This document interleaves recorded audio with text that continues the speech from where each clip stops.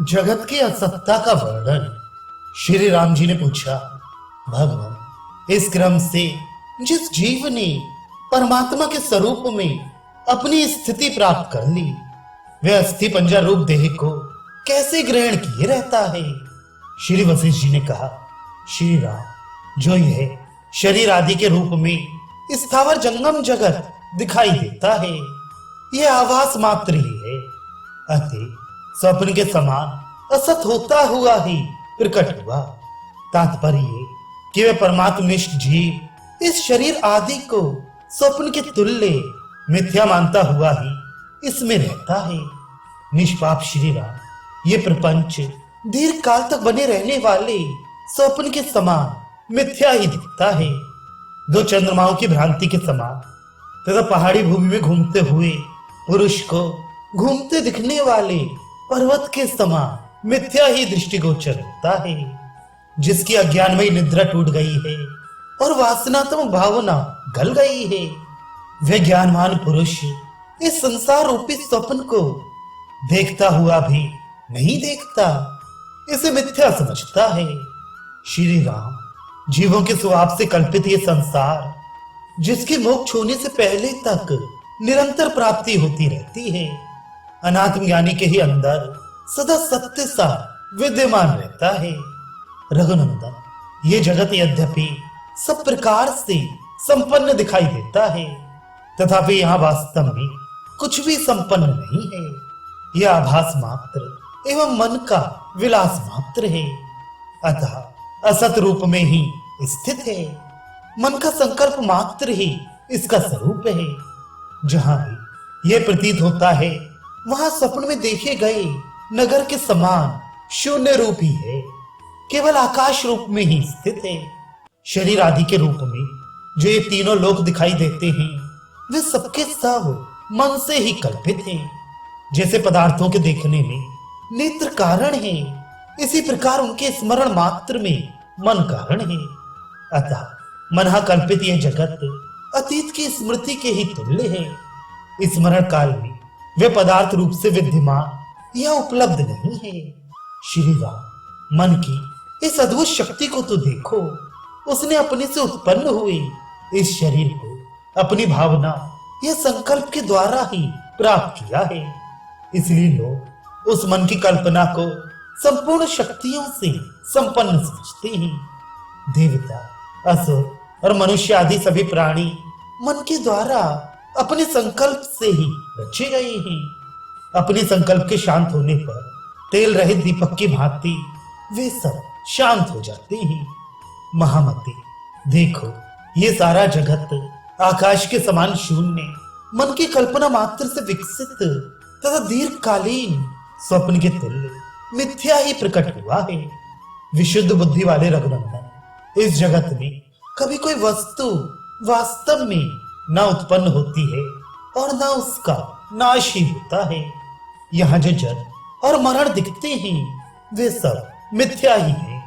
जैसे मरुभूमि में सूर्य की किरणों का ताप बढ़ने से उसमें मृग तृष्णा का दर्शन होता है, उसी प्रकार मन के संकल्प से यह ब्रह्मा आदि सभी प्राणी बिना हुए ही दिखाई देते हैं।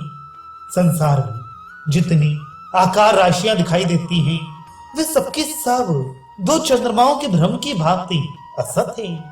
मिथ्या ज्ञान की घनीभूत मूर्तियां हैं तथा मनोरथ की भांति संकल्प में ही प्रकट हुई हैं। वास्तव में इनकी सत्ता नहीं है।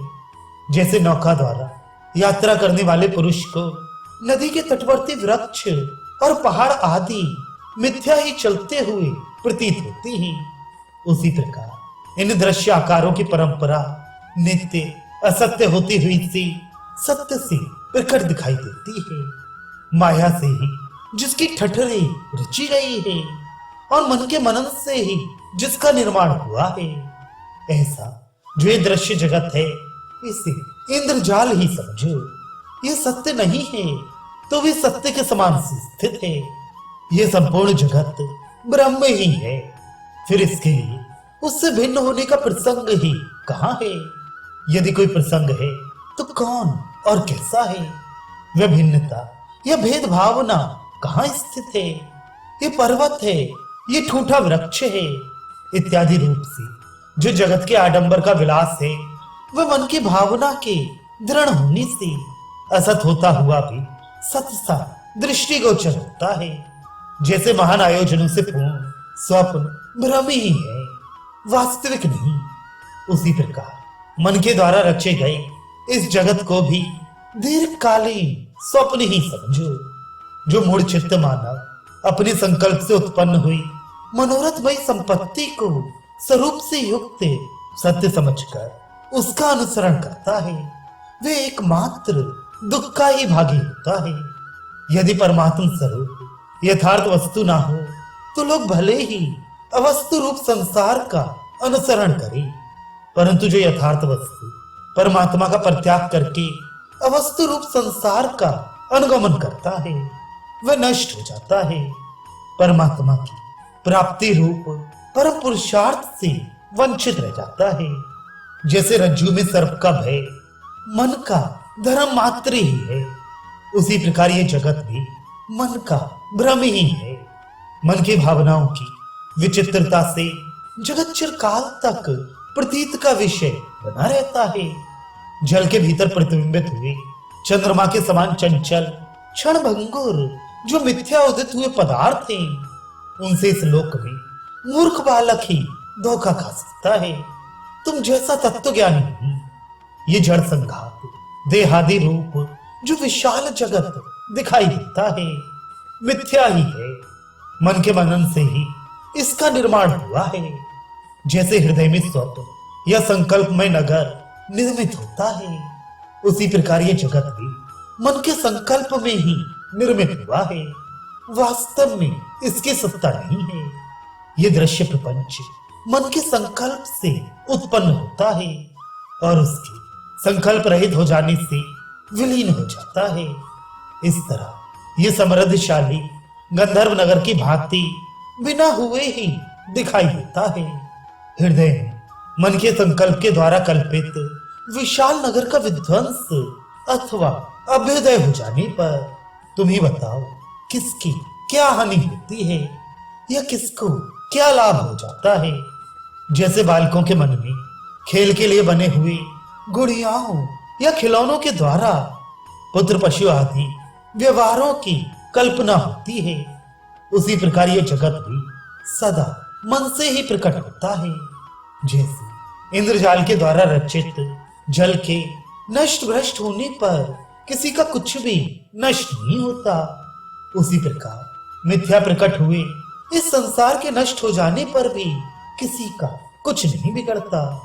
जो वास्तव में असत ही है वह यदि अविद्यमान हो जाए तो किसका क्या बिगड़ गया। इसलिए संसार में हर्ष और शोक का आधार कुछ भी नहीं है। महामते, जिसका सदा से ही अत्यंत अभाव है, उसके नष्ट होने से क्या नष्ट हो जाता है, और जब किसी का नाश ही नहीं होता तो उसके लिए दुख का क्या प्रसंग है। एकमात्र प्रपंच का ही विस्तार करने वाली इस असत्य भूत समस्त संसार में ग्रहण करने योग्य कौन सी ऐसी वस्तु है जिसे विद्वान पुरुष ग्रहण करने की इच्छा करे।